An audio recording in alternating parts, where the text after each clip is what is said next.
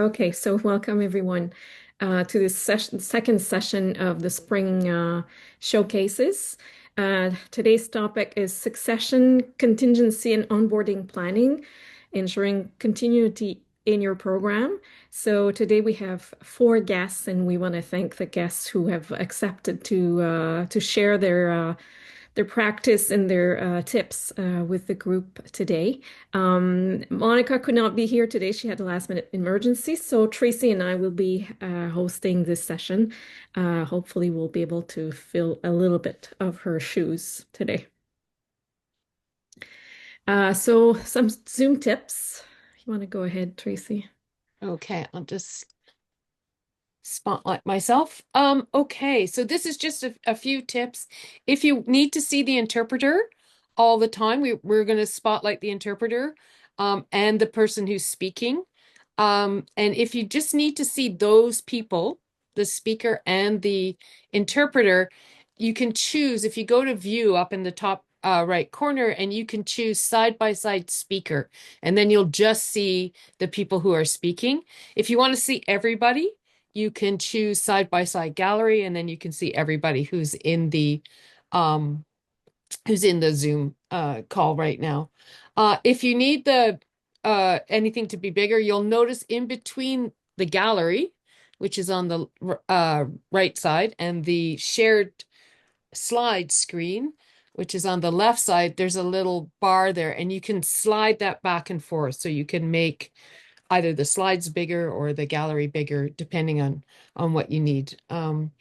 If you have any questions or concerns or anything's not working for you during the meeting, please raise your hand or type a message in the chat. We'll be monitoring the chat to see if there's any questions or anybody's having any concerns. Okay, I'm going to turn it back over to Ghislaine now. Thank you, Tracy. So today, what's on the menu? We have the introductions and housekeeping that we're sort of going through right now. After this, we'll have the presentation of our four guests for the next 16 minutes. And at the end, we'll have some Q&A and some wrap up for the last 15 minutes. Today we have four guests, as I was saying. Alan, our executive director, is going to share a bit of his experience. Brandy Smith, executive director at Literacy Link Eastern Ontario. Thank you, Brandy. Carrie Wickford, executive director at Learning Ontario Central South. Thank you, Carrie, for being with us. And Melanie Burton, program coordinator at academic upgrading at Algonquin College of Applied Arts and Technology. Thank you, Melanie, for joining us. And as Monica's not here, Tracy and I are hosting this session. So I've been working at AlphaPlus in the literacy field for over 20 years. Maybe some of you don't see me as often. I work quite a bit with the Francophones. And Tracy, I think you've seen more often in the showcases. You want to say anything, Tracy? Yep. Nope. Okay. Let's keep going. So we're just going to do the land acknowledgement before we start. So we would like to begin by acknowledging the Indigenous peoples of all the lands that we are on today. While we meet today on a virtual platform, we would like to take a moment to acknowledge the importance of the lands which we each call home. We do this to reaffirm our commitment and responsibility in improving relationships between nations and to improve our own understanding of local Indigenous peoples and their cultures. From coast to coast to coast, we acknowledge the ancestral and unceded territory of all the Inuit, Métis, and First Nations people that call this land home.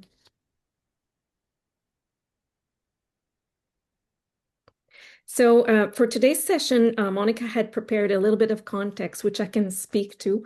It's a story. Her and I both work at, we coach programs. We do IT coaching. We've been doing that for, I think, almost 15 years. So we support programs with various either issues, specific issues. Sometimes it's implementing a new technology. Sometimes it's implementing a wider range of things. So someone called her someday a while back, and the organization, the ED for the organization, had gotten seriously sick. and their website was down, and the ED was unable to be of help. She was hospitalized, so there was a crisis in the program as they were trying to get back into the website, and it happened that at the same time there were some issues with whoever was providing support for the website. So those things happen. They might have happened to you before. So this is what we're doing today is to prepare, have a contingency plan for whenever something unforeseen happens. So let's ask our guests how programs are planning. So they're going to share their experience with what they've done in their programs. So I think, Tracy, it's your turn. Okay.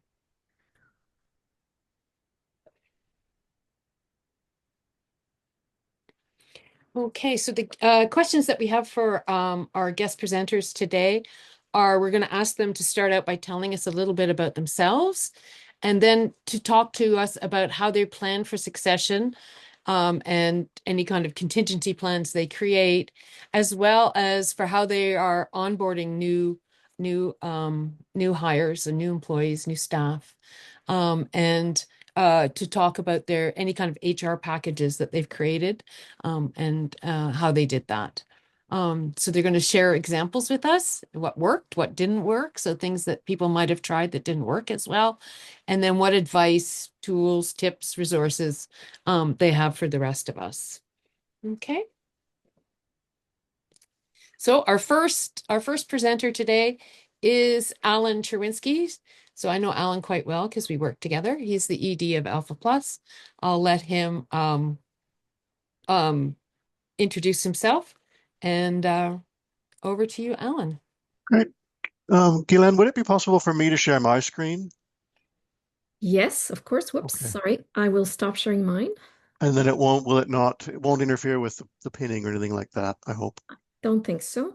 Okay, that's great because I've just got my notes. It's the same slide deck, but there. And if I go here.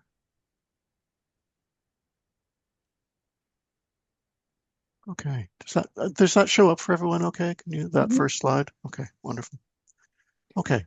I'm going to talk about three things. One initiative from 2020, sort of larger plans around succession and some tools, and a little bit about contingency planning and documentation. In terms of myself, I've been the executive director sort of permanently since about 2015. I started with educational software and networking projects that were the precursor of AlphaPlus back at George Brown College back in the mid-80s. AlphaPlus is a provincial support organization that works behind the scenes to help literacy and basic skills programs just like yours. We're part of the same network as our peers, CLO, KESPA, Contact North. Like your program, we're funded through an annual agreement with the ministry. Our team is small, just 2 full-time and 2 part-time staff. But with that, we support all the streams, all the sectors, and all the regions. That includes the francophones, the deaf, the school boards, the colleges, and the community-based organizations. Most importantly, all our services are completely free to you as LBS educators and staff. We're here to support you, whether you need resources, training, or just someone to think through a digital teaching challenge with.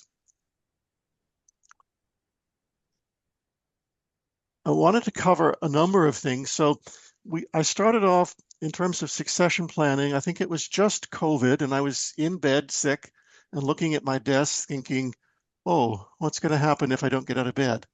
And we undertook a sort of succession planning project with permission from the board. They set aside some reserve funding to go through a process of succession planning. And we got let's see if I can pull it up here. Should link. Will it link? It will link. Okay. I put out an RFP for someone to help us go through succession planning, and the successful applicant was this company called Sartor and Associates, and I got maybe 30 or 40 applicants to the RFP, and this was the one that the board chose. It fit us the best in terms of we're such a small organization and there's only one management person that it wasn't a typical succession planning piece. And I can share this with you. It's not confidential. It was confidential at the time, but they went through a whole process with me, with some of the staff, and with the board to really define what we wanted as a succession plan and how we would go about doing it. There's probably too much detail to go into here, but basically it outlined the entire scope and a plan of what they were trying to do for us and what they successfully did with us. And what they ended up doing, if I can get back to my slide, they went through a process of looking at the key roles and responsibilities within the organization. So they interviewed the staff, and they sort of gathered a whole bunch of knowledge and sort of sorted it all into what would be required to replace me in various circumstances. If I got hit by a bus or I decided to retire, what are the various options, scenarios that the board wanted to be prepared for? And so this was the first phase report that they put through. And one of the key things that they did is they looked at all of my first step they did is to decide whether there were other really, really critical time sensitive roles within the organization that couldn't be filled in somehow, like the bookkeeper or the accountant or one of the consultants. Like, we had a little bit more flexibility there, a little less flexibility with me. And so they did this mapping of my responsibilities, and they discovered which ones they thought anyone else coming in, acting as an executive director, would know how to do them out of the box. So they probably know all about governance. They know how to do an annual report. They know how to do a budget. They know how to do hiring. They know how to do all of that. So they're going to come with those kinds of understandings. What they're not going to necessarily know about, and what might be more urgent, would be the payroll, the ministry interactions, and the technology systems. Those were roles that they thought we really need to do some targeted planning around those roles. The others we can leave ourselves a little bit of wiggle room with. And so that was sort of a key document. And then what they developed was they developed a succession plan and a succession policy. So those two I can share with you and make them available as well. So we've got a plan that sort of covers what would happen if I said I'm going to retire. What's the board going to do if I decide I'm going to retire? What's the process they're going to go through? And then they also did another version of it, which was if I did get hit by a bus or died of COVID, what are they going to do? And because we're such a small organization, they designated particular board members, one to do the payroll, one to do accounting, one to contact the ministry, that kind of breakdown they did as well. And then the other piece that the consultant suggested that we do is to develop a business continuity plan and policy. And what that ended up being was basically a Google Drive. We created one giant document. Let's see if I can get the document up. The document is here. I'll make it bigger. We created this one giant document that outlined all of my responsibilities and the key pieces of that document. So it was, how we deal with CRA, how we deal with the lawyers, who is our lawyer, all of that kind of information. And we came up with this kind of template, and we tried to use that kind of template for all of the aspects and roles and responsibilities that I have. So what is the item? Who is the owner of it? What's the schedule? Is it yearly? Is it monthly? That kind of thing, and any additional notes. And we've linked it all back to a Google Drive. I think it's all, where is it? The Google Drive, there. So basically it's all a numbered set of drives, and in each of those, there's further documentation. So we built all of this out as a business continuity drive. The staff all have access to it. The board has access to it, so there's no magic there. And it just outlines. And as we develop or introduce new systems, they get added in here, and the document gets updated as well. So that was a key part of it as well, or an outcome. That's the continuity policy, the shared drive, the process documents. I think that's the key part. The other thing that we then did is look at cybersecurity. It's a little bit off base, but in that case, through looking at through cybersecurity, we looked at disaster recovery and those pieces. So we developed a more robust information security policy, an incident response policy, an incident response plan. So what happens if something happens?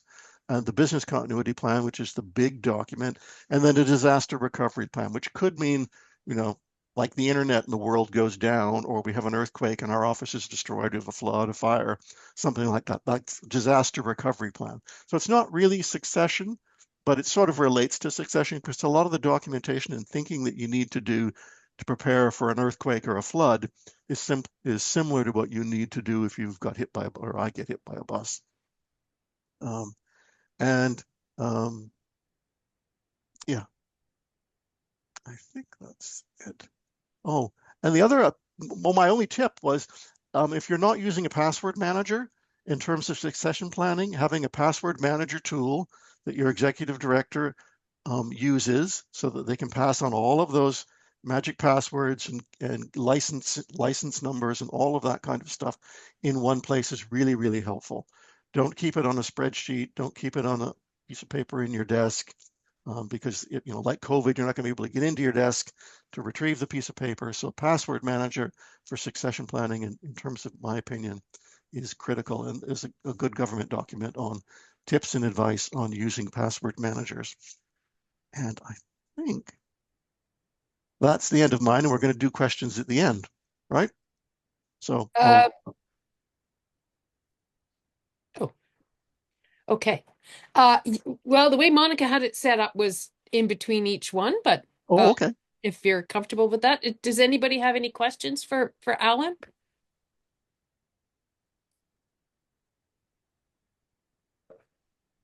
Okay. I have a question, actually. This is Sue. Sorry, I turned off everything.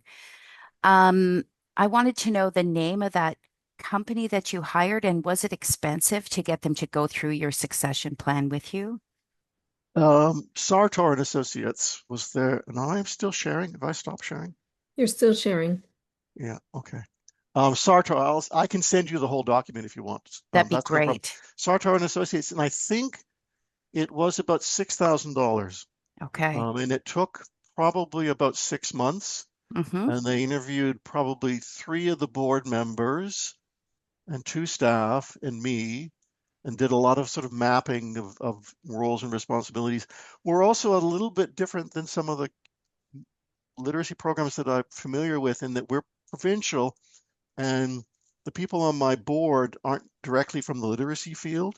So they don't have a lot of knowledge about the ministry and the nuances of the ministry. And then we're not a community-based organization. So it's a little bit different than if it were like a local board. So the role of the board in succession planning was slightly different than it might be if it were a membership organization like KESBA or a community-based organization like Sue's and Renfrew, where people have more direct contact with each other. Mm-hmm. Mine is provincial. I hope that answers your question. Yes. So do you think if I was to hire someone like Sartor, is that how you say it? Yeah. Would it be more expensive I or think they were in the mid-range and it seemed cheap at the time. I think it was sort of the beginning of COVID and people were probably looking for work. right? I did get a lot of responses. I think I put it up on Charity Village and I think I got about 30 responses. Some names were familiar, some from the States. Real range of costing and scope, I think, as Mm-hmm. well. Perfect. Okay, Okay. thank you. So I can see that Brandy, Anne, and Ellen have questions. So Brandy, did you want to ask your question? Yeah, thank you. My question was similar to Susan. How much did it cost? And thank you for sharing because I think that sharing that will help reduce the cost for me a lot. But my question was about the board governance policy. So this was made a policy as part of the board governance policies or as part of your operational policies? The succession plan was a governance policy. It wasn't an Okay, operational policy. Yeah. okay. Thank you. Okay, thanks, Brandy. Okay, Anne. Thanks very much. My name's Anne. I'm with the Almaguin Adult Learning Center. And my question for you, Alan, and by the way, thanks. I'm repeating what everyone else has said, but that was marvelous and really, really super helpful. Um, Particularly when you mentioned the importance of having a plan when it comes to emergencies, having an emergency contingency plan apart from a member of your leadership leaving. It made me wonder if you had already put in place a service plan. We're a small organization, and there are services that we offer that don't fall squarely within a typical LBS provider because we're a community-based organization. And I'm wondering if you had such a situation there and if that fed into your prioritizing, that the prioritizing you had done as far as the roles and responsibilities of that senior role. Thank you.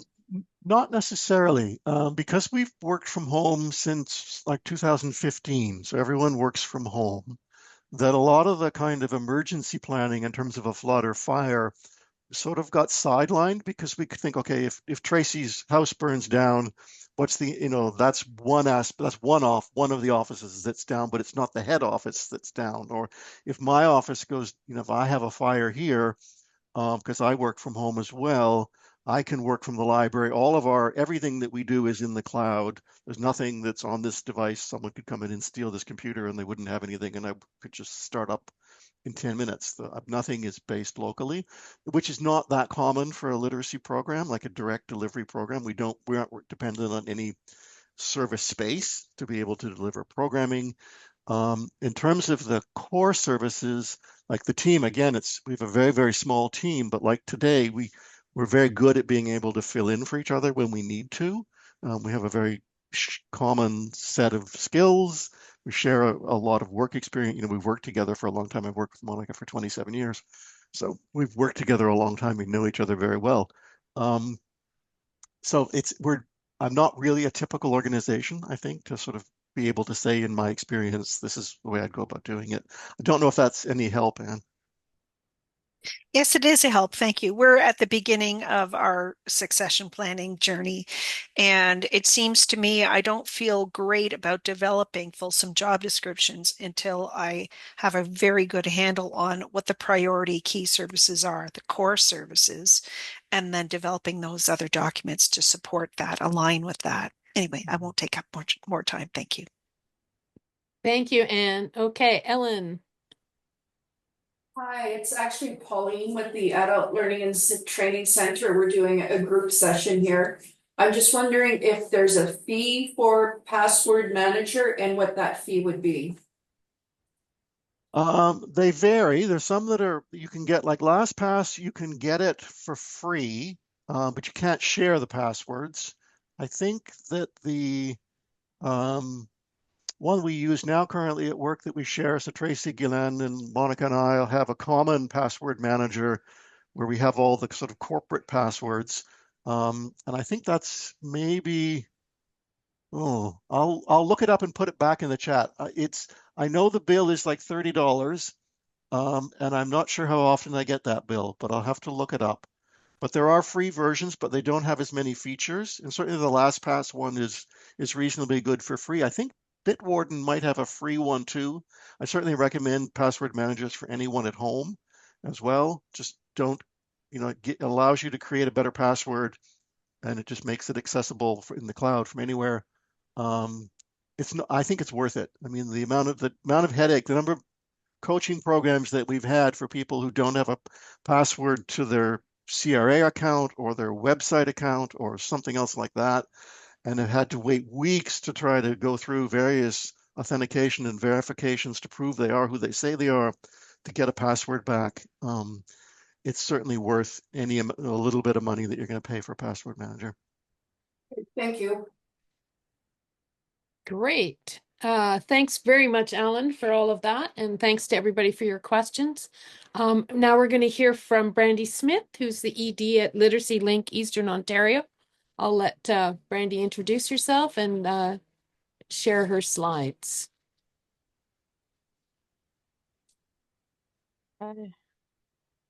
So I share it before I open my slides.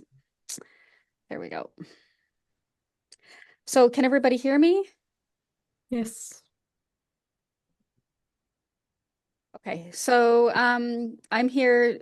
Thank you and welcome everybody. My name is Brandy Smith and from Literacy Link Eastern Ontario. I'm going to talk a little bit about onboarding. I thought that I had, made a whole lot of progress with succession planning, but thanks to Alan, I know I still have a good way to go, but I might do some copying, pasting, and stealing with both hands from his stuff. So in terms of onboarding, so here's where we are. Here's what we do as an organization. Our network is, you can see where we're located here in southeastern Ontario. So this is who we are.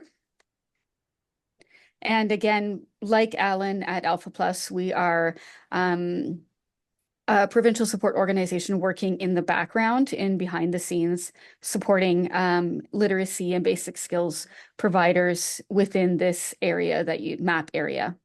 And we also liaise on a provincial level as well with other networks and provincial support organizations. So this is kind of what we do. Again, basically supporting adult literacy service providers and creating and generating tools for them to help them in their capacity on their site in the front line service to learners. Okay, so this is me. Just in reference to succession planning. I was new to literacy. I was hired in 2023, and there was virtually no succession for me at all. So this is me here in this little, cloud of light and, trying to find my bearings. I was also new to the executive director role. This meant a really huge learning curve, and with no onboarding, no orientation package, no job shadowing or anything, it was a little bit intimidating and overwhelming. I inherited a list of accounts and passwords and a whole bunch of electronic files that were not very well organized and all over the place. And it was actually like a printed copy of a password, and many of them were out of date. So I also inherited a business plan with a set of deliverables for the ministry that I had no idea what to do with.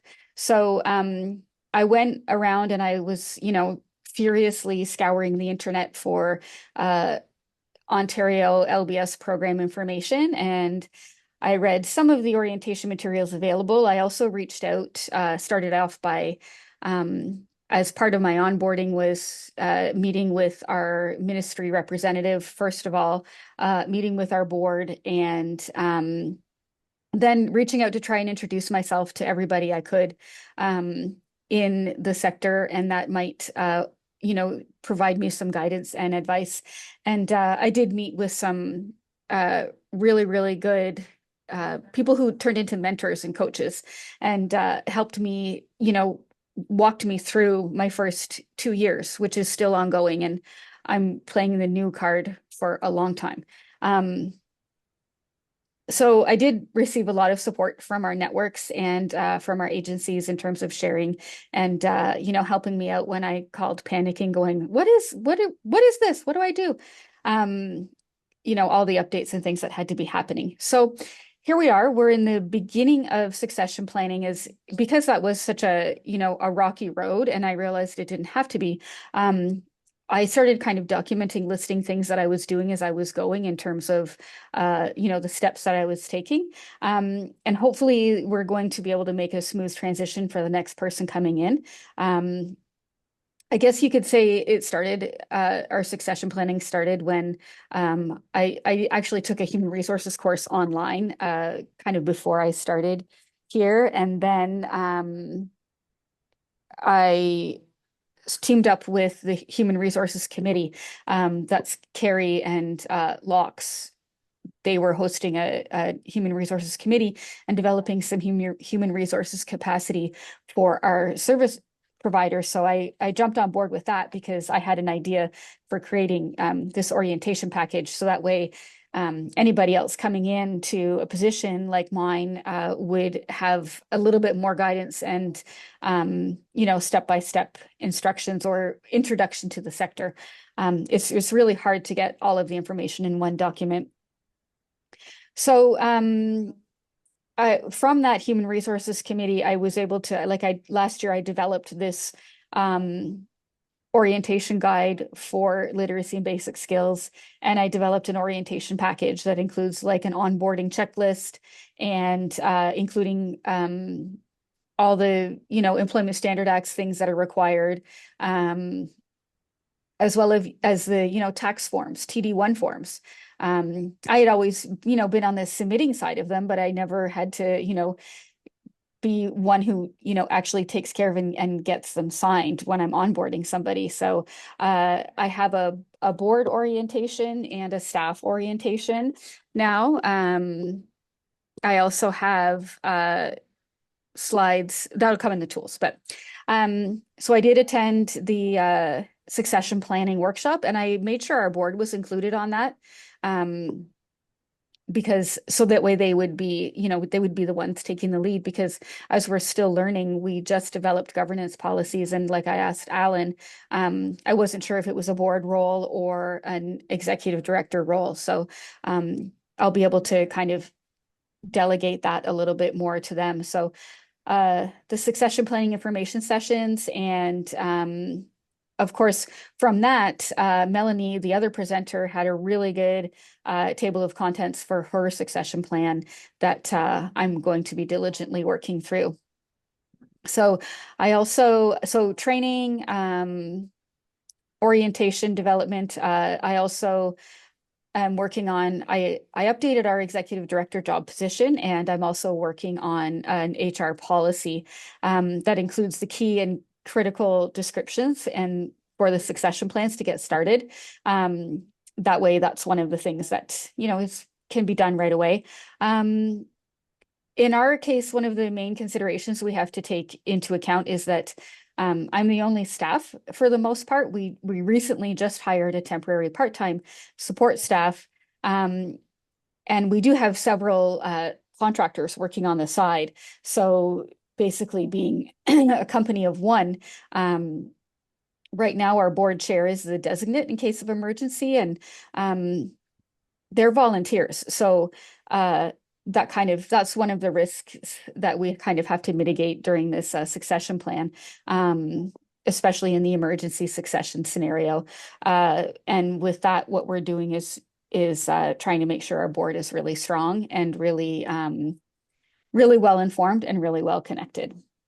So I'll go to the next slide. I did add this. This is a last minute slide. So because I was thinking about all the things that I had done for succession planning. So you can kind of see here what our activities have been up to date. The human resources development and training you can do. The human resources committee with the regional networks, succession planning workshop. Again, that was part of the HR committee. Make sure your board is involved in that as well. I created the orientation onboarding package, updated the executive director job description, human resources policy review, and with a regular update schedule. So it's part of our annual cycle. The board has access to all of the files, but sometimes I worry that they wouldn't know how to access them if it came down to it, because it's all been tickety-boo for the last little bit. And updating the Canada Revenue Agency website. So that's one of the big things that came up when I took over that hadn't been done in a while, and it was quite a process, and it was also quite a process, getting them to acknowledge me in this position. So there had been a lot of changeover that wasn't reported to them. So making sure that's up to date. So that's where we are with our plans, which is more than I thought we had done, because once I started to itemize it, I thought, oh wow, we're doing good. Almost at the Allen level.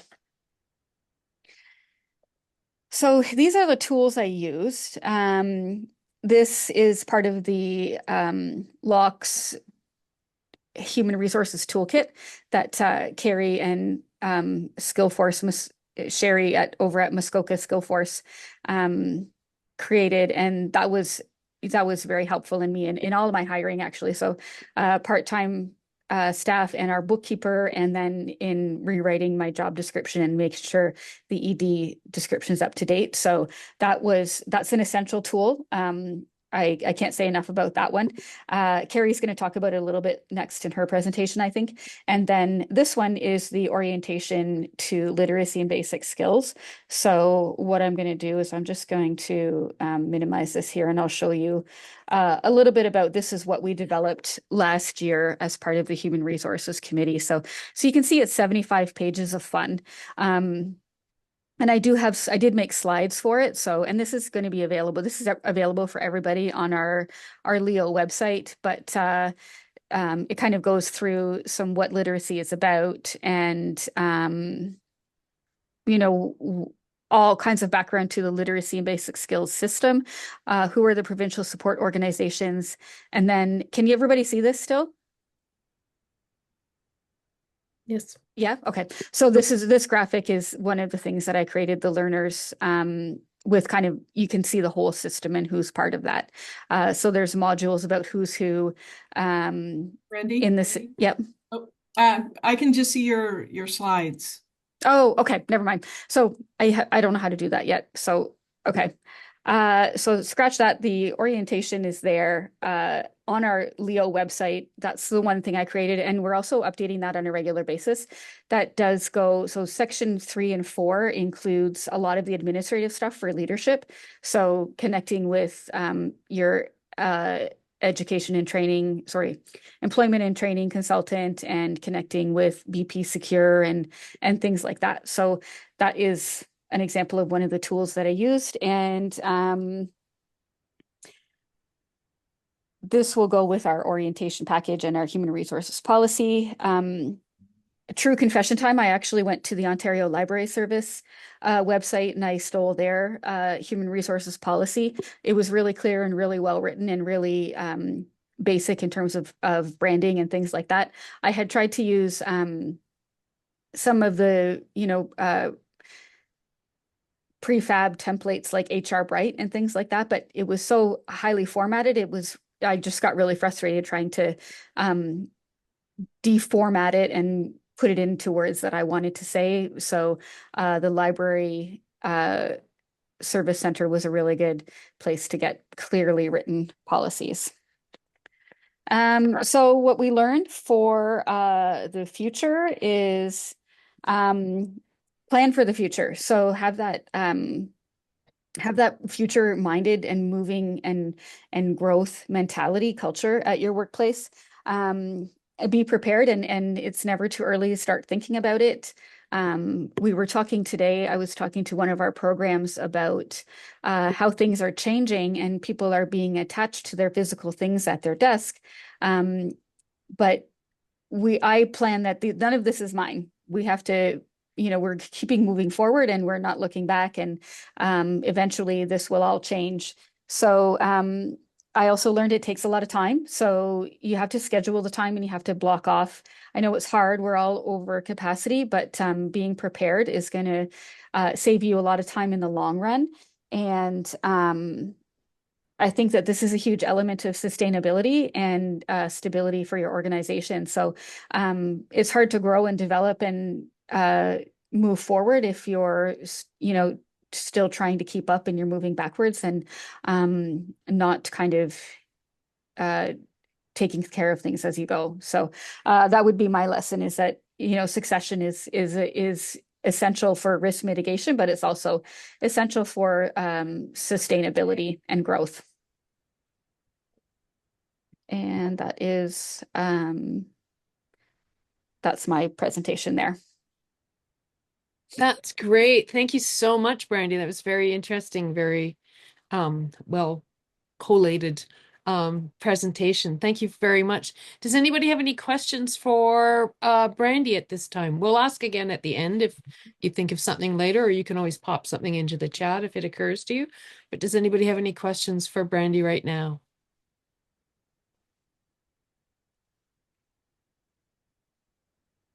Good. Okay, I don't That see. means I did well. That's right. Oh, here's Ellen with a question. Go ahead, Ellen. Hi, it's Pauline again. Oh, Brandy, right. Sorry. that's okay. No, we're all three of us are here. So, Oh, okay. Brandy, do you have a package like you showed in the slides of the HR training, the 6 blocks, I think? Hmm. Have a package put together that you could share with other service providers? Hmm. Yep, absolutely, I could. The orientation's on the website right now, but I don't have the rest of the documents there, but I'd be happy to share. Thank you. You'll be getting an email from me. Okay. Okay, great. Thanks very much. Okay, so now, thank you again, Brent. That was great. So now we're moving to Carrie's presentation, Carrie Wakeford from Learning Ontario Central South. And I'll let her introduce herself and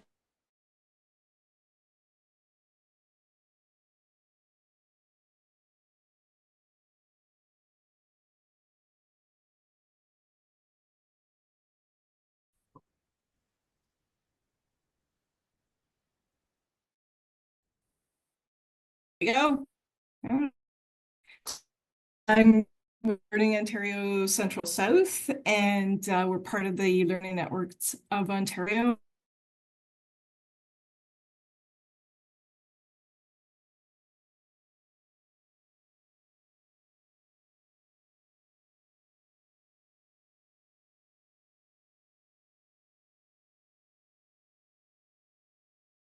That we created an HR team because we decided that, we were hearing from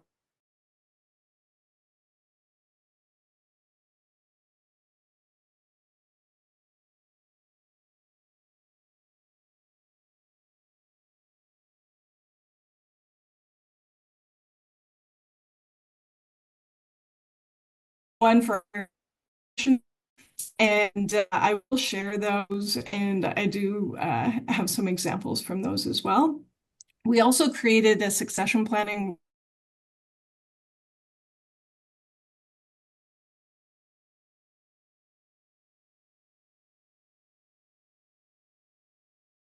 share a link to all of these sources. So our team also the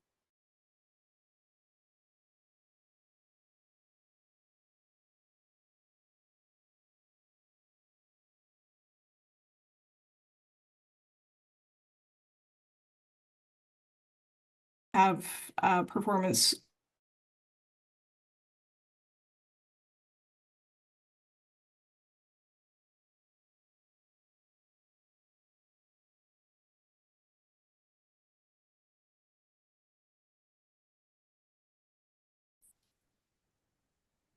So the toolkit that we created that Brandy, oops, back up one, hang on, back up two. The toolkit that we developed includes job descriptions, job postings, all kinds of information that you'll use when you're hiring. So that really supports the whole succession planning. To have all of these resources handy and ready to go. It's really important that the board has all this information as well in case, they're the ones leading the hiring process. It also just makes sure you have, as Brandy said, is just getting things getting things ready, and so that you've got all these documents in place and they're easy to sort of quickly access when you need them.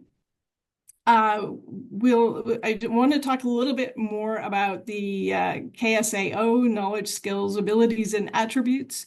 And those combined are the competencies you need to be successful in a position. And it's really important to know through succession planning what skills are needed for success in a position. So that will just really guide not only your search for people, but also it will guide you if you have people that part of your succession plan is moving people in the organization into other positions. So this is just this is available in the toolkit, so you'll get all of this information. But what we did is we looked at the executive, this is an example of the executive director position. And then we looked at the knowledge needed for success, the skills, abilities, and attributes somebody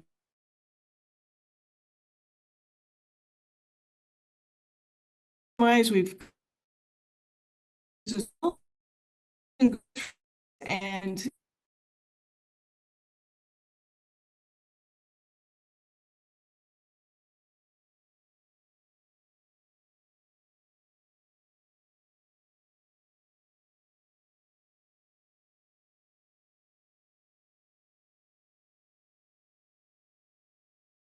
is interested in taking on some additional roles, you can identify what those might be. So let's say somebody's interested in gaining some skills in planning.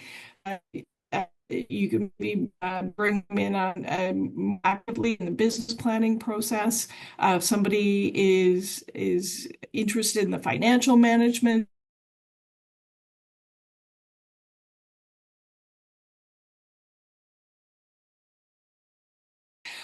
so I think that's really helpful in an organization as well around succession planning.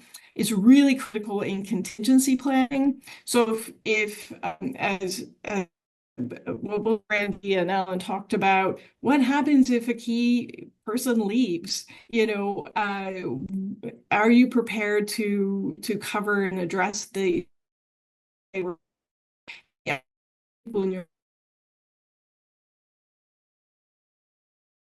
so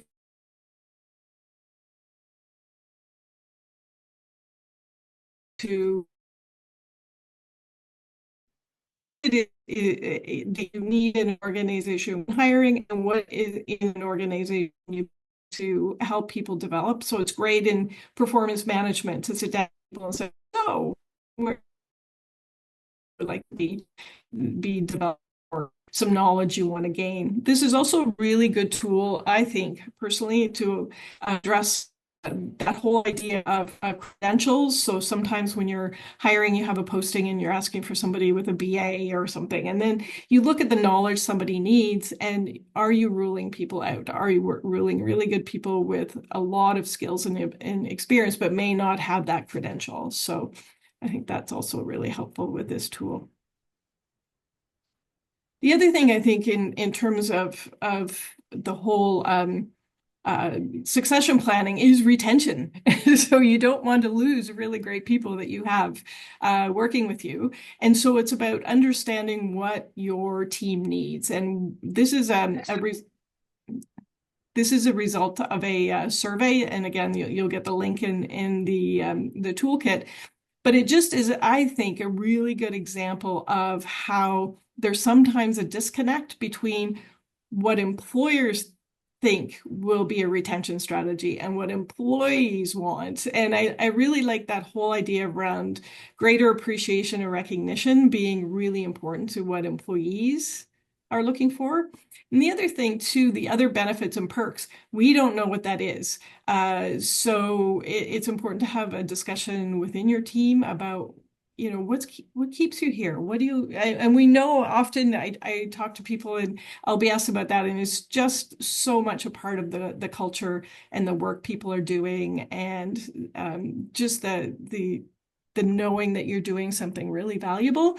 But there are other things that you can certainly talk to your team about. And again, we want to be able to keep people in the field and look at opportunities for growth.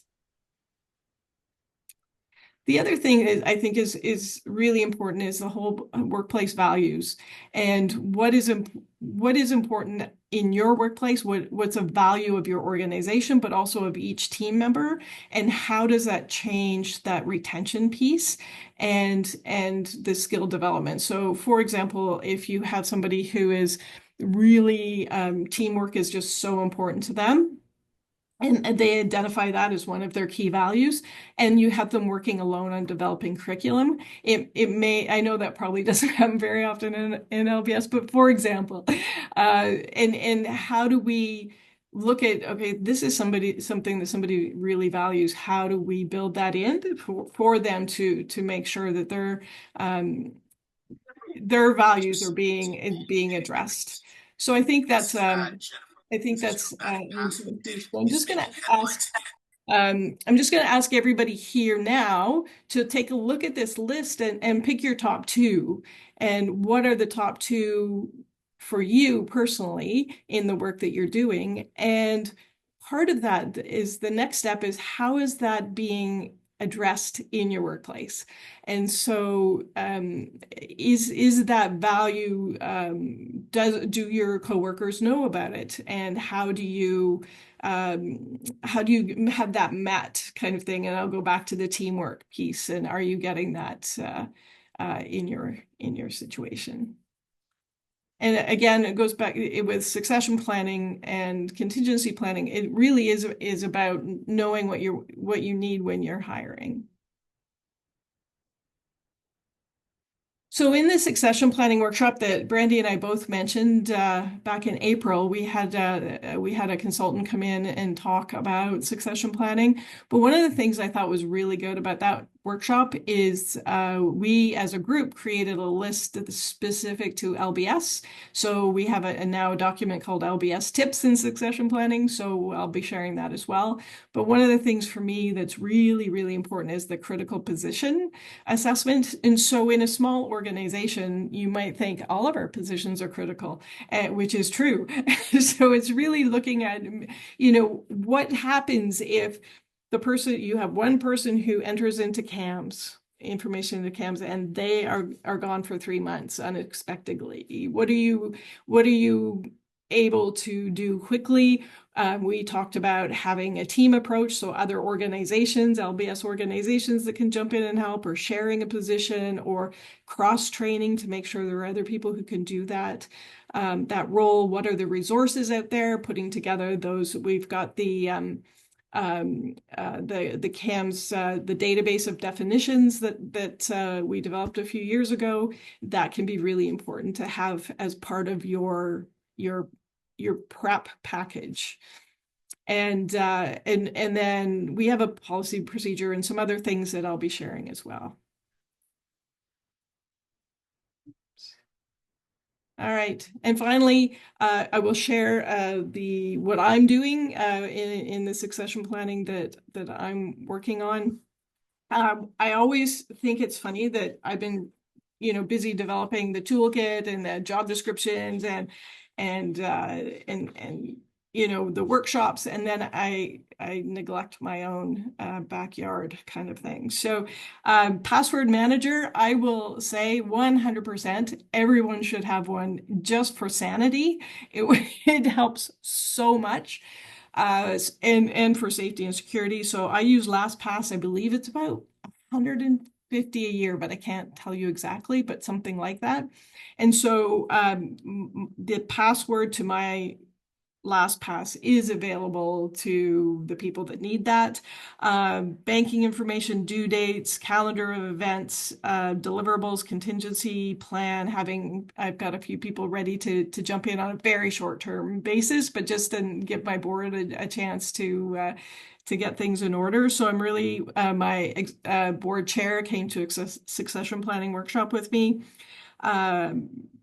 My job description, I just think it's funny that I created a draft job description and I haven't updated mine yet, but that's in the works. Getting my chair connected through in SP Connect, your board chair can have access. And the other thing I need is to develop my day-to-day activities log. So that's sort of where I'm at. What is the old expression? The shoemaker's children go barefoot. That's kind of where I'm at. And so this is my contact information if anybody would like to contact me at any point. And I'm just going to stop sharing here and just check in to see if there's any questions. And then in the chat, I will put a link to all of those documents that I mentioned. Okay, thank you very much. Just before we go on, I hope Brandy noticed in the chat you were getting some positive feedback from your presentation, so make sure you check that out. Thanks so much, Carrie. That's so interesting. You've given us all a lot to think about, both employees and employers. It's that retention piece is very interesting, and it was a nice juxtaposition. I assume Monica planned it that way, but to hear from what Brandy went through, and then we see this beautiful package that if it had been in place, her life would have been a lot easier as she became the ED of the organization. Okay, so I see Brandy has a question, so we'll start with Brandy's question. And if anybody else has questions, just put up your hand or throw something in the chat. So my question is, how do you find someone who will step in for you on short notice? Asking for a friend. I just asked. I honestly, and I was also, what you want to do is look at people who are in LBS that have, maybe a little bit of flexibility, and people who have left LBS. So people, because as we say, you never really leave. So people who've retired sometimes have things to offer, let's just say. Wow, that's great advice. Thanks, Carrie. Does anybody else have any questions? Okay, I'm not seeing any. Okay, great. So thanks, Carrie. That was fantastic. Oh, I see another message. Oh, Jim's just take care, Jim. It was nice to see you. Okay, so for our last presentation, we're turning to Melanie Burton, who's the program coordinator for academic upgrading at Algonquin College. So I'm sorry, I've lost my gallery view. Just give me a second here to find Melanie. There she is. So I'll add her spotlight, and I can see she's already sharing her slides. So over to you, Melanie. Thanks. Perfect. Thank you, everyone, and thank you for having me today. So similar to many of the speakers so far, I came into a role that, although there's a lot of institutional knowledge, there hadn't been something specifically passed to me. I remember I had a couple days of training, overlap training, and I remember at one point we get these things printed out that are like, they look like dot matrix type things. And I'm thinking, okay, I have no idea what this is. It was our attendance sheets. So there was a lot, there was a lot of learning early on. And so it was honestly COVID that made a big change, as I think a couple people have mentioned, of a realization that some things needed to be put in writing. So that's kind of where some of this came from. So a little bit of what we're doing today, I put here in the bottom, if you're someone that likes to multitask and likes to be doing more than one thing at once and likes to hands-on dive in, if you want to truly follow along with me, you can. If you would like to be action-oriented while I'm talking, you can open up a shared document in whatever your group uses, whether that's OneDrive, SharePoint, or Teams. I will be showing from a Microsoft Word perspective. And I'll be sharing some stuff to pop into your manual. If you want to start it today and kind of get something that you can leave with, you can do that while I'm listening. If not, totally fine to do it after if that's not where you're at right now. But we'll talk about just having, why have a manual? I think we kind of have a sense of that, getting started on it, building it, and the long-term considerations. A little bit about me, my bio's there. I wanted to throw in this book recommendation because I did kind of put a quote into my bio from this book. But if you're in this headspace of like, I think in the college sector and probably in some other sectors, they call it working lean. And there's like a whole bunch of stuff there. But this idea of working clean comes from the chef background of having your mise en place set up, everything pre-cut, so that when you go to do something, it's smooth and clean and flows and it's not clunky and frustrating like Brandy described in her first little bit of working in a new organization. So we want to aim for that.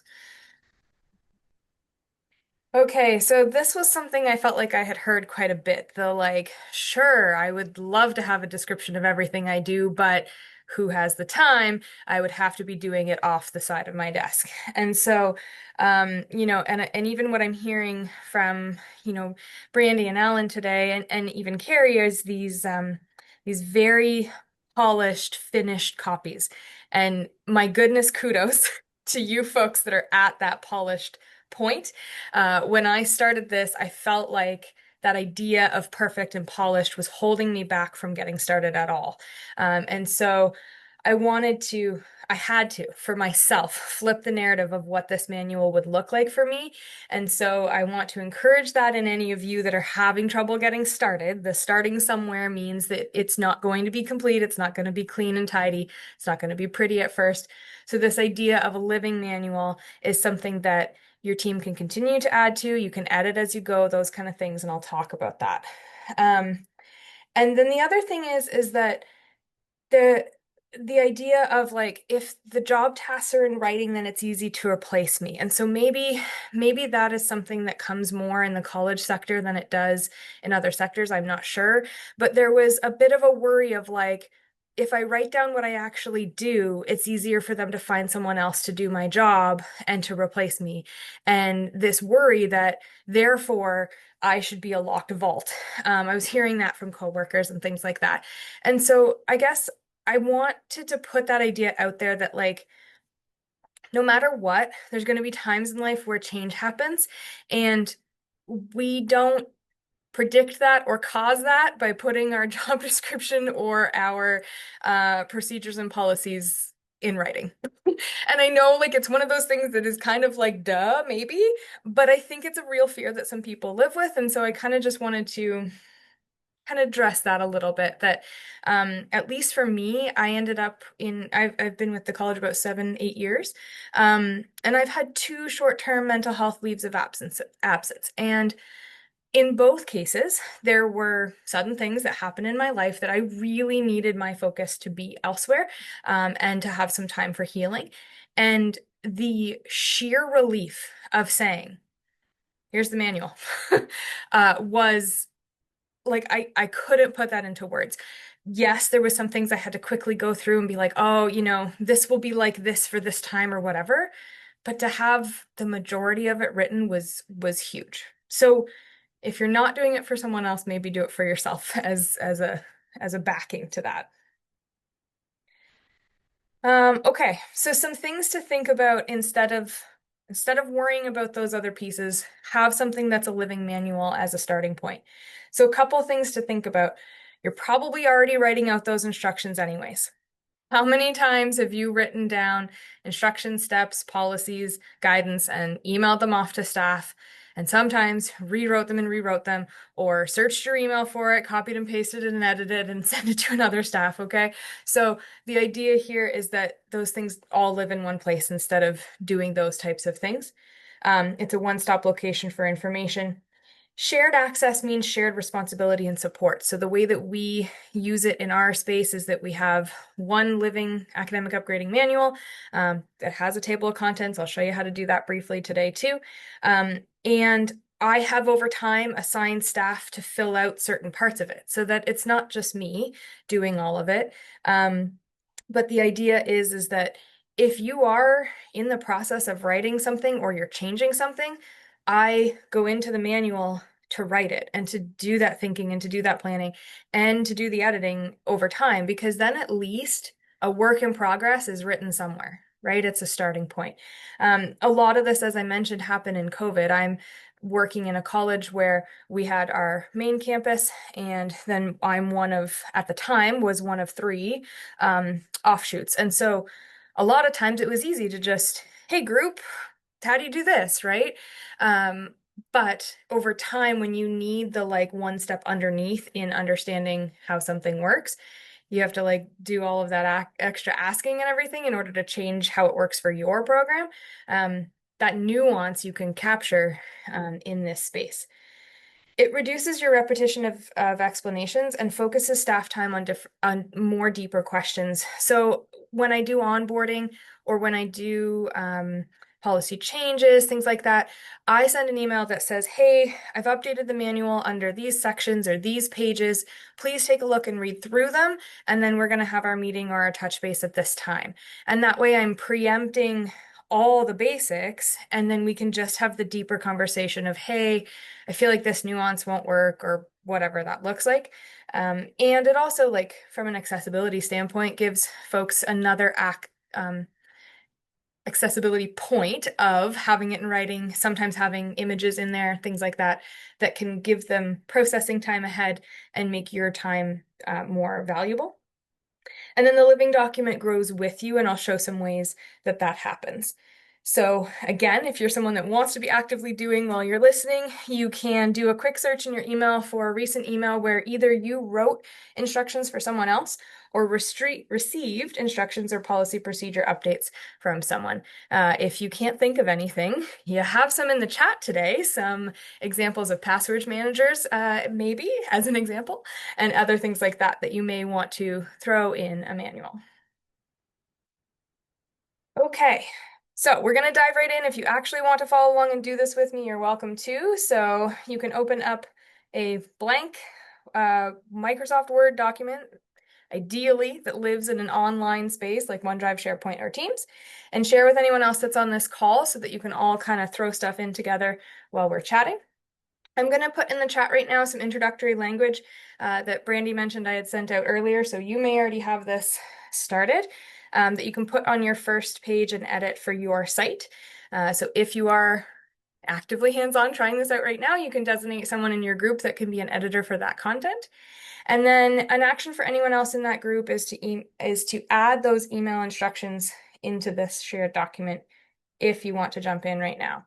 So I'm going to put that language in the chat for you.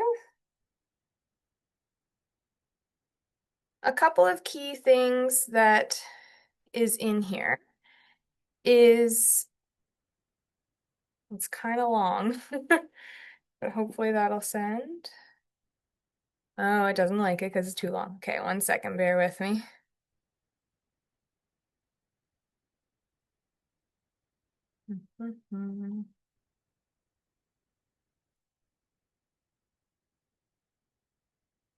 Okay, it's going to come to you in chunks. Sorry about that, folks. I didn't think about that. All right, so we start out with the welcome. Then we talk about the order that the manual is written in. Of course, as I said, you can update this for your site.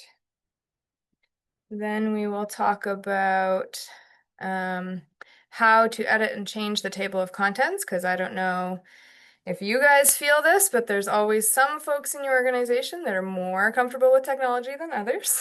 So I include the instructions right in the introduction to the manual. And then how I include team names and documents.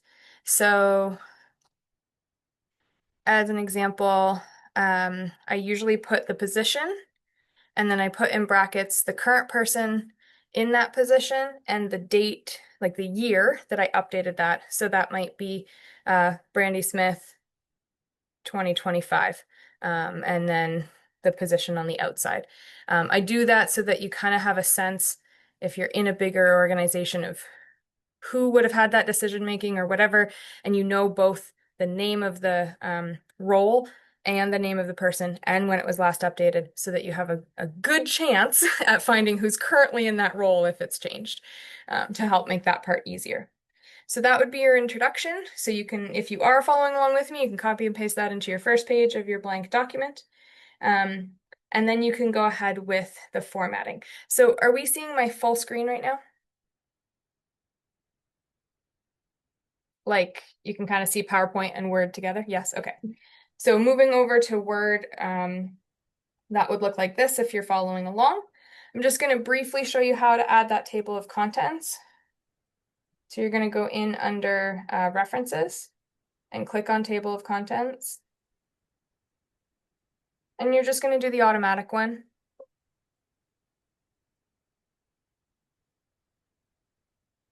Okay. Now, it's not happy with me because there's no headers, so I'm going to show you how to do that. So you're just going to type in the word that you would want to be your header. highlight it. Back on your home page, you're changing the style to be a header. The header is the piece that the table of contents picks up so that it's automatically created. So we have that table of contents up here, nothing's loaded, but now that I've added this header in, I can click on here and click on Update Table, and it's going to automatically update it with the page number. So each time you update, that will move down. It'll change all your page numbers so they accurately reflect and onward. The huge benefit here is obviously that everything's labeled in an order, which is all nice. The secondary benefit is that you can push down the control button and click on the item for it to automatically take you down to that item. The reason that becomes beneficial is that you will eventually outgrow the beginning of your manual. So, oh, sorry. Here we go. So mine started out truly like this, where, I started writing policy one day and put it into my table of contents, and I just added. I'm now at 194 pages. It's about 5 years of growth, and it's not all me, but I would say probably 80% me. And so you don't want to be hand searching that. You really want to have your table of contents there for you, and the ability to use Control F to search by word, or Control and click in the table of contents to auto jump to that thing. Then I recommend having a main copy where it's easily accessible by staff, sharing with multiple editors. If you have technology wary staff, it might be helpful to have a backup downloaded every once in a while just in case. Option to have a folder of manuals if you want to have multiple things. I think Alan has a wonderful example of how that can look, of links out to folders, things like that, if you want to. And that may help keep yours shorter. We'll get to that. And don't let any of these decisions stop you from starting. Just start with a blank page, type something in, label a header on it, and it'll feel easier the next time to add something. So hopefully that helps you get a little bit started today. Okay, and then building things out. So when you're trying to think about what to add, so as Brandy mentioned, in that beginning information of what I put in the chat there for you of your introduction, I did also give you a little bit of a flow. So you can see that in roughly the order. So I said, at least for us, I thought of it as kind of the flow of like the student experience. So intake, orientation, registration, referrals and academic advising, teaching and class information, student leave requests and student exits. So that's kind of all the student experience. And then CAMS data entry, and then overarching, at least for us, college and program policies and statistics and resources. Some of that is also the provincial stuff. So that gives you a rough flow as a starting point, and some cueing as to what to put in there. So then as you go, add in new updates to policy or procedures, just write them directly in there and write work in progress and put a date. That's okay. Information shared to you when you learn something new. So the easy mode here, you emailed someone, they emailed you back with information, copy and paste that, put it in, put who wrote that email to you and the date. Don't belabor editing, being perfect, being pretty. The information's there. You needed that information today. You were cool with how that information came to you when it came back to you in an email. Don't belabor it in that moment. And then meeting minutes is also an easy add as well. And then you can assign sections to staff as needed. So can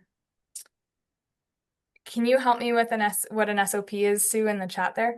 Some assigned sections you can add for staff would be, like, as an example, teaching staff. I literally just created headings for them under their courses, and I asked them, can you please fill in the following things? What are these things for your course?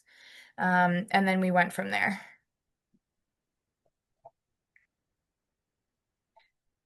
Okay, some long-term considerations. Yeah, so operating procedures for sure. So that's one thing I think is common for a lot of sites, is that we have a lot of stuff in physical copy too. right? And so that's where that process can be long and laborious. And so if you already have them in digital copy, amazing. If they're already digital and they're already maybe saved in a certain way, then maybe you're just putting the link into this manual. I don't think, doing a lot of extra copy and paste work. We're really trying to do as little extra as possible. I think the way that I think about this is if you have nothing to start with, this is how I started and this is what worked for me. Maybe you end up with a manual that looks more like this, that's like maybe themed, like maybe it's academic advising stuff that you notice just kind of comes to you in drips and drabs and you want to save it in a better formulated, like formatted way. And that's how you choose to use my recommendations today. If you already have a system that really works for your organization, don't recreate the wheel. We're doing less work, not more, as much as possible. A couple things to think about in the long term. Your manual will outgrow itself. So a couple things to think about. This is where I'm at with mine. It is too long and it loads slowly now. So it's starting to become not useful anymore. So I do have to split it. The split that I'm going to make right now, the first split I'm going to make is the CAMS data entry role, moving that one to its own separate thing, because that's, at least in my mind, the cleanest, easiest move. The other reason for that is that section of the manual has a lot of images in it where the person that filled that in for me has put a lot of screenshots in. So I think it will reduce the data, I guess, that's in that manual to take that piece out. It's saved in a location no longer accessible or technology changes. So consider assigning someone quarterly who checks who has access to this. Is it still accessible to all those people? Is it loading well? Is it still in a good place? Those kind of things. And then you will also notice over time that editing will become your priority over adding things. So basically how I manage it is that when I am going to do something, because so much of our stuff is yearly, right? You do it once a year and you don't touch it again. So when I go to do something, I bring up the process for it and I read that process before I get started on the task. And that allows me, of course, to be a little bit more fresh and to make sure I don't miss things. But it also allows me to edit as I go, and it's often such small changes. Sometimes it's a change in name of who you're sending that to, or a change in step in process or things like that. But those small edits are like way less work than the original writing, and it helps keep everything a little bit more up to date.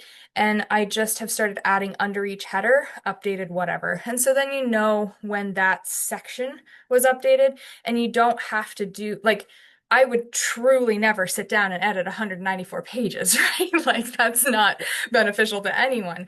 But the stuff that I'm routinely using gets updated because I check it and I just put the update date in when I do that edit. So I included the wording there for you. I showed you how to do the table of contents. It truly is as simple as that for how I've set mine up. I haven't done anything really crazy with detail or making things pretty or anything like that. But at least I hope for those of you that feel a little gun shy to at least try and get started, that hopefully this gives you a stepping stone to try and play with it. And then when you're ready for polish, I think you had 3 amazing speakers today that gave you the like what polished looks like afterwards. So hopefully for those of you that are feeling anxious, this gives you a starting point. Fantastic. Thanks, Melanie. That was really it was really great to see how a good example of how to get started. And yeah, what is that thing about perfection being I can't remember how it goes, but you know what I mean. Yeah, and it was I was sort of building along with you, and it was an interesting process. So thanks so much for sharing that. I see we have one question from Carrie, so I'll let Carrie ask her question. If anybody else has questions, please put up your hand. Actually, mine's more of a comment. So thank you. I love the whole I'm with you on the perfection thing, but I love the idea of the emails and then setting up a document with the table of contents heading, and then people can just pop in that information and it doesn't have to be perfect right away. So I love that. But I was also starting to think about whether people could even share what they've done. So community-based organizations or college in your case. And the other thing, somebody asked me for help developing a policy the other day, and we just used ChatGPT. and said, hey, we need a policy on blah, blah, blah. And we got a really good starting place. So a couple little things.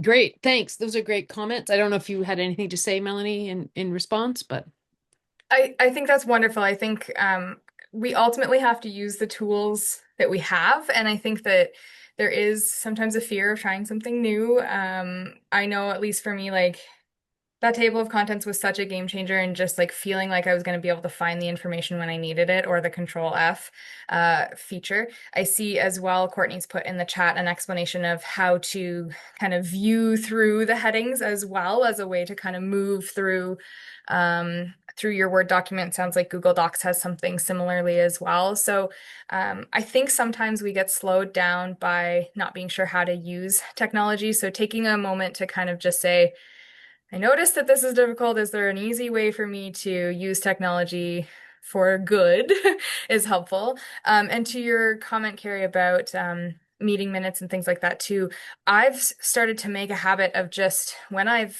joined a meeting such as this, I open the manual, I think, where is this roughly probably going to fit? And I'll put meeting minutes or meeting notes from this date, whatever, under that section, because it becomes some of that, like, hey, do you have a second to answer this question type of knowledge, rather than always just the strict policy and procedure. It gives a little bit of context. So even this morning, I was reviewing some of our training support allowance stuff, and in that section, I have our policy and procedures and our example emails and whatever. But under that, I have two lists of conversations that we've had with other colleges about how much they're offering for gas and childcare and whatever. So I have those reference points as well, rather than being like, oh, like I gotta start from scratch again, as to like ask those questions and stuff. So there's lots of little scrapbooky type stuff you can put in there, and it doesn't have to be perfect. Yeah.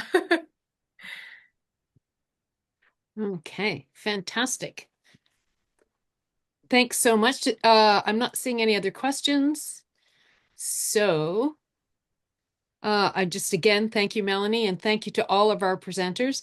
That was a really interesting day, or couple of hours. And I feel brimming with ideas, and I'm not really in that role. So so thank you to, I'm sure people who are in that role are even more brimming with ideas. So I'm just going to hand it over to Gillian. She's going to sort of close us out in our last 5 minutes that we have together. And Thank you. oh, okay. Great. I just wanted to, I think Alan wanted to add something. Do you have enough of a couple of minutes, Alan? Yes, Monica had asked me these questions and I forgot to answer them, and they were in little notes in my slide deck. We don't have any real formal policy for onboarding new staff. We haven't done it that often. And we're such a small group that we really haven't done that. And I also don't use any kind of HR service, like some people have subscribed to HR Works or some kind of service where they get a lot of policies and documents and advice. We don't do that. We have developed, though, more of a process for board onboarding. And if anyone is looking at how to onboard new board members, reach out to me and I can walk you through the portal that I created. I've got a number of Google forms that people go through, got a number of compliance pieces. They need to sign a confidentiality agreement. They need to submit a photograph. They need to write a bio, all those little steps that are usually overly complicated with a back and forth between emails because these people are outside of the organization and they're volunteers. I've tried to sort of templatize some of that. So if anyone has that challenge, happy to walk them through that at any other point. No problem at all. Thanks, Gillian. Thank you, Alan. I'll just wrap up. Can you see my screen? Is this working? So if you let me, I'll just want to we'll just skip over because time is getting a bit tight. So I just want thank you for all the guests today who took the time to share their experience and their tips and their resources with us. I'm sure everyone is leaving with something that they want to look at and maybe use. Thank you for your time. Thank you to everyone who was here today and participating in this showcase session. Thank you to the interpreters who worked the whole sessions. So we just want to let you know that there's some upcoming stuff in our way at AlphaPlus. So there's the communities of practice on information literacy starting Thursday this week at 11:30. So those sessions, it's a package of 4 workshops that happen once a week over 4 weeks, and they last an hour and a half. So there's still time to sign up if you want to join us. Tracy and I are facilitating those workshops, and there will be more showcases, professional development, and lunch and learn sessions in the fall. So for the spring session, it's done in terms of showcases, and then there will be more coming in the fall. So I don't know if anyone has questions, comments to close this today.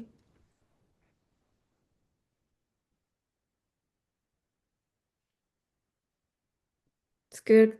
Thank you all. Thank you for being with us today. Thank you, everybody.